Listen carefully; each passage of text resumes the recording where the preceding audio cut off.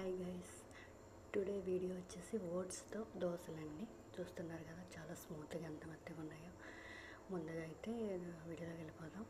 ఓట్స్ని కొంచెం ఫ్రై చేసుకున్నానండి. అందులోనే బొంబాయి రవ్వ అయితే లేదండి ఇంట్లో, గోధుమ రవ్వ అయితే గ్రైండర్ చేసుకున్నానండి.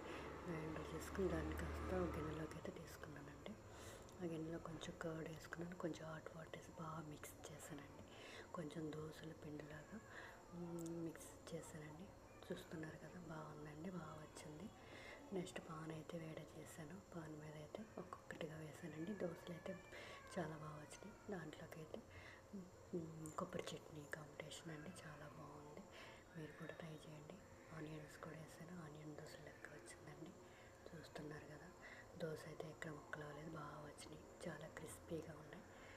Thank you for watching. Please subscribe. ఇలా వేడిగా ఉండాలంటే పాన్